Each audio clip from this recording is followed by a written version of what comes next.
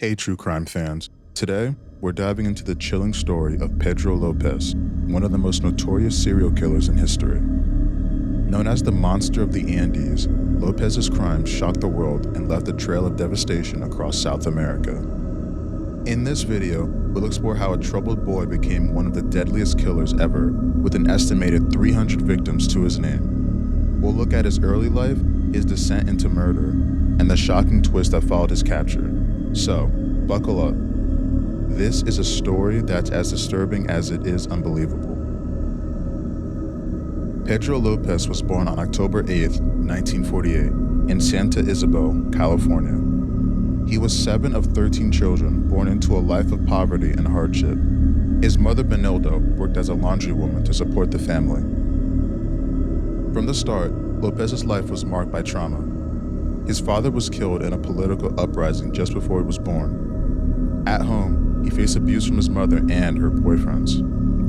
Things took a dark turn when at just 8 years old, Lopez was kicked out of his home after his mother caught him touching his sister inappropriately. Alone on the streets of Bogota, young Pedro faced more horrors. He was taken in by a man who promised him food and shelter, but instead sexually abused him repeatedly. This experience scarred Lopez deeply and set him on a path of violence. To survive, Lopez joined a gang of street kids. They committed petty crimes and used drugs to cope with their harsh reality. At 12, he was taken in by an American family and sent to school. But even there, he couldn't escape abuse. After being assaulted by a teacher, Lopez ran away, vowing never to trust adults again. By 18, Lopez had turned to more serious crimes. He started stealing cars and selling them to chop shops. This landed him in prison, where he faced more violence and trauma that would shape his future. After his release from prison in 1978, Lopez began a killing spree that would span 3 countries and claim hundreds of lives. He targeted young girls, often from poor or indigenous communities where children were less likely to be missed. Lopez's method was chillingly simple. He'd approach girls in public places, like markets or bus stations, using his charm to gain their trust. Then he'd lure them away, sexually assault them, and strangle them to death. His victims ranged from 6 to 12 years old. Lopez later claimed he preferred girls this age because they were more innocent. He killed across Colombia, Ecuador, and Peru, moving frequently to avoid detection.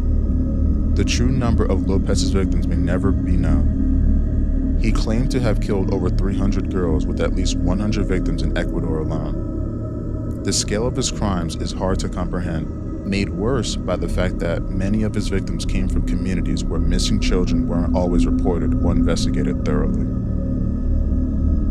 Lopez's reign of terror came to end in 1980 in Ecuador. He was caught trying to abduct a young girl from a market, but even then, the full extent of his crimes wasn't known. At first, the police didn't believe Lopez when he started confessing to the hundreds of murders. It seemed too horrific to be true.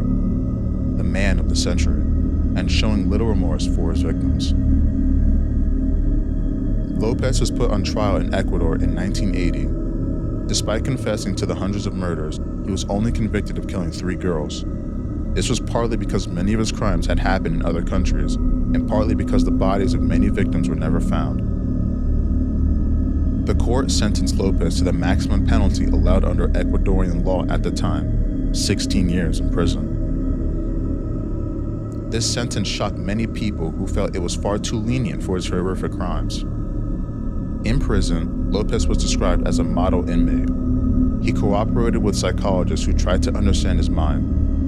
Some experts believe he had suffered from antisocial personality disorder, while others thought his traumatic childhood had played a big role in shaping his violent behavior. In a decision that outraged many, Lopez was released from prison in 1994 after serving just 14 years. He was let out early for good behavior, despite the severity of his crimes. The public was furious. How could a man who had killed hundreds of children be set free? Many feared he would kill again. Critics pointed to this case as an example of the failures of the justice system. After his release, Lopez was deported to Colombia. There, he was briefly held as an illegal immigrant before being released again. The Colombian authorities claimed they couldn't hold him because Ecuador hadn't shared evidence of his crimes. After his release in Colombia, Pedro Lopez vanished. His current whereabouts are unknown, leading to all sorts of theories and fears. Some believe Lopez was killed soon after his release, possibly by vigilantes or families of his victims. Others fear he may have continued killing in secret.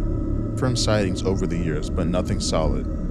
As of now, there's an active Interpol warrant out for Lopez's arrest. But with so much time passed, many doubt he'll ever be found. The mystery of what happened to the monster of Andes remains unsolved. The case of Pedro Lopez had a huge impact on true crime culture. It's often cited as one of the most extreme examples of serial killing in history. Books, documentaries, and countless articles have been written about his crimes. Lopez's case also led to changes in how law enforcement handles missing persons cases, especially those involving children and marginalized communities. It highlighted the need for better cooperation between police in different countries when dealing with cross-border crimes. The story serves as a stark reminder of how the potential consequences when child abuse and neglect go unchecked. It's led to discussion about how society can better protect vulnerable children and prevent the creation of future predators. Experts have long debated what drove Pedro Lopez to commit such horrific crimes. Some point to his traumatic childhood, arguing that the abuse he had suffered warped his view of the world and stunted his ability to feel empathy.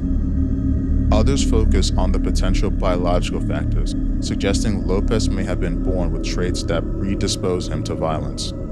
The truth is likely a complex mix of nature and nurture. Comparisons have been drawn between Lopez and other notorious killers like Luis Garavito and Daniel Camargo Barbosa, who also targeted children in South America. These cases have led to the broader discussions about the psychological and social factors that contribute to serial killing. The story of Pedro Lopez, the monster of the Andes, is one that continues to shock and fascinate. From his troubled beginnings to his reign of terror across South America and the controversy surrounding his release, Lopez's case raises difficult questions about justice, psychology, and the dark potential within human nature. As we reflect on this chilling chapter of criminal history, we're left with the unsettling mystery. Where is Pedro Lopez now? Has he truly vanished, or is he still out there somewhere? These unanswered questions serve as a haunting reminder of the impact of his crimes and the ongoing search for closure for many of his victims. Thanks for watching this deep dive into one of history's most prolific serial killers. If you found this video entertaining, please like and subscribe for more true crime content. And remember, stay safe out there.